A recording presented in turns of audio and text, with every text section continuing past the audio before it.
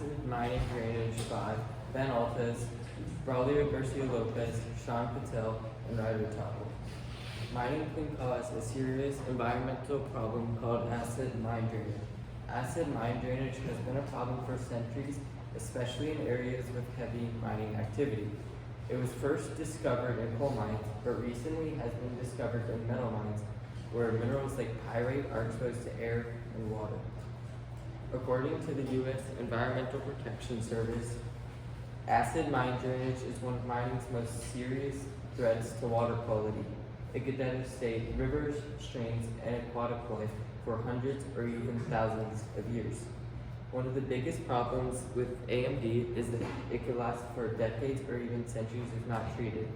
Earthworks.org states, a literature review on acid mine drainage concluded that no hard rock surface mines exist today that can demonstrate that acid mine drainage could be stopped once it occurs on a large scale. This means it could harm the environment and local communities for a very long time. People who rely on this clean water for industry, drinking, or farming may struggle if their water becomes polluted. Mineral rinsing refers to the process of scrubbing ores cemented by clay or a lot of mud by mechanical force so that it could be broken up and the surface of the ore can further be washed. Chemical neutralization refers to the process of adding alkaline substances like calcium oxide into ores. Solution 1. Mineral rinsing, limitations and implications. Limitations. Mineral rinsing is not universally applicable. Mineral rinsing does not work well in highly compacted soils or areas with deep contamination beyond rinsing depth. There is a potential for residual contaminants. Some metals may rebind to soil particles over time if not properly neutralized. Chemical waste management. Mineral rinsing uses solutions that must be treated carefully in order to avoid secondary pollution. Implications. Environmental impacts. Mineral rinsing could significantly reduce heavy metal consumption, restoring ecosystems and improving public health. Economic benefits.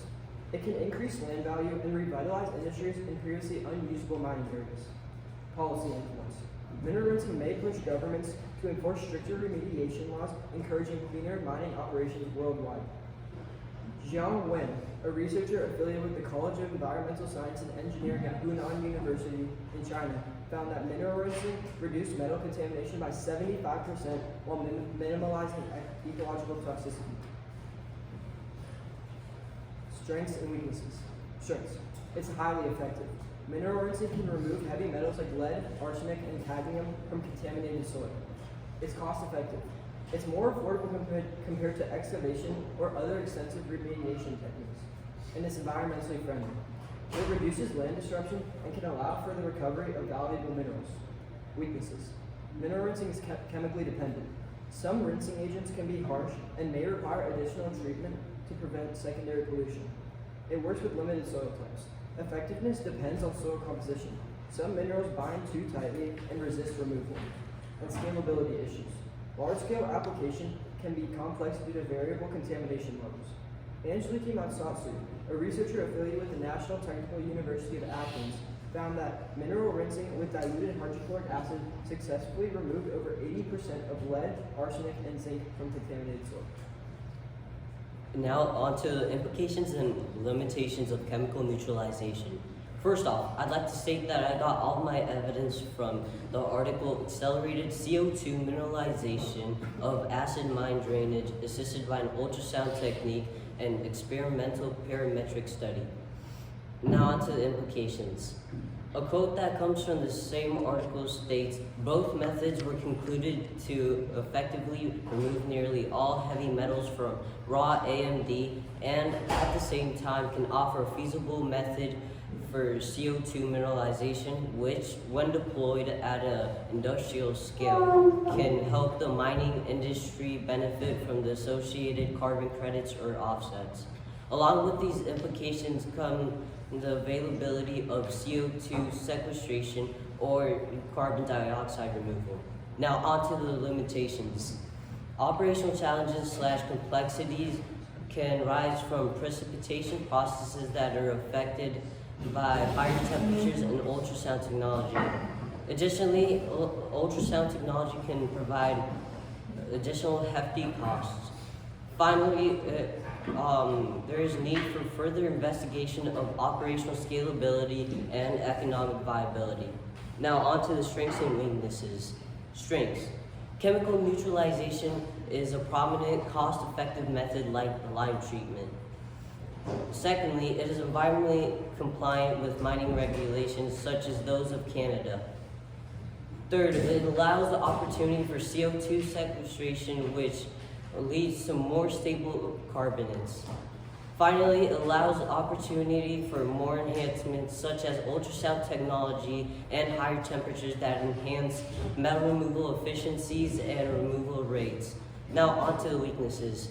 Chemical neutralization is temperature dependent of the efficiency of metal removal, which would lead to more complex operations.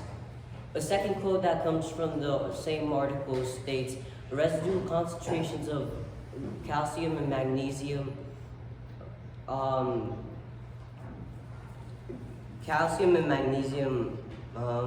pose significant challenges in achieving full compliance with environmental standards, necessitating further processing to address these issues effectively. Additionally, there needs to be additional processes for residual sulfates because chemical neutralization is less proficient for AMD desulfurization. Conclusion. The best solution. The best solution to solving these mining problems is mineral rinsing. The main problem with current mining practices is that toxic chemicals run off into surrounding water and soil environments, harming the habitats and even potentially hurting humans. However, according to two authors from ScienceDirect.com, this pollution consists of slags and sulfur compounds rich in lead and metalloids like iron and zinc. However, when this pollution was rinsed with deionized water, high extraction efficiency was achieved with respect to hydrochloric acid, even at low concentrations, showing just how effective this solution was.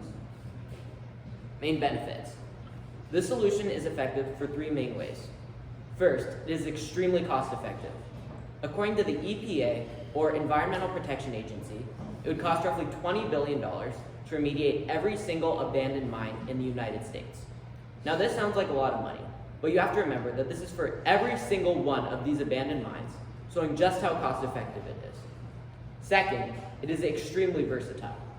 This is because it has the ability to separate lead from the soil and the water, which is extremely difficult to do because of how heavy it is. Most alternative solutions do not have this prospect, which is why this is the best one and the most versatile. Finally, it is extremely eco-friendly. We have already discussed that it is extremely effective at removing the waste from the soil and water.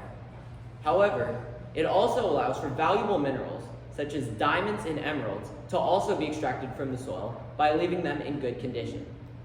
Also, it leaves the soil in a perfect state and the surrounding environment unharmed throughout the entire process, allowing the surrounding environments to stay the same and prevents animals from being hurt. In conclusion, this is the best solution for these three main reasons and should be implemented today to solve remediation problems. This is our conclusion. Terrific. Thanks, guys. So I got a few questions for you. We'll start with Ryder.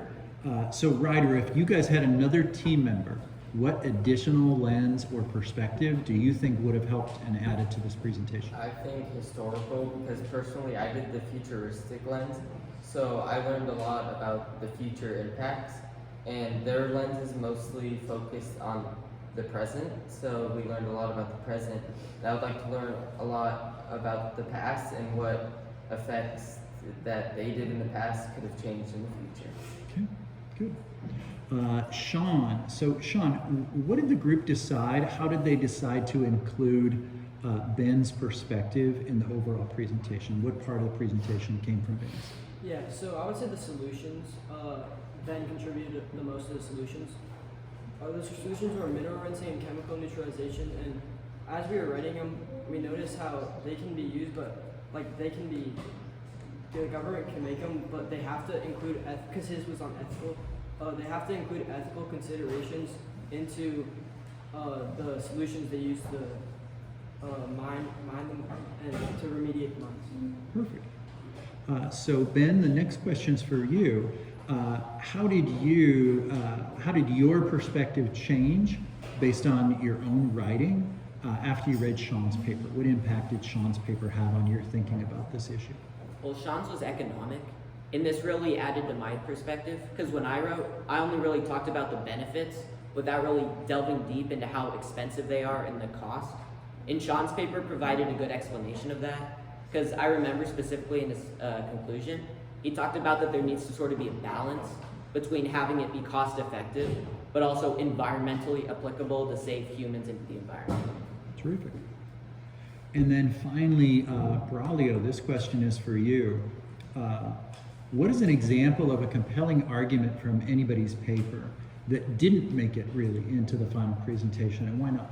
One compelling argument that was excluded from the entire presentation was Ryder's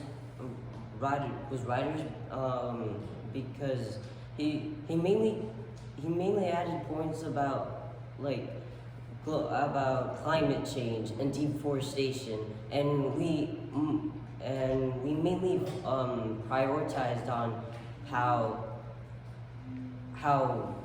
we mainly prioritize on the problem of acid mine drainage and how other solutions such as mineral rinsing, chemical neutralization could affect that problem, can worsen that problem, can make that problem better. Okay. Terrific. Thanks, guys. Well done.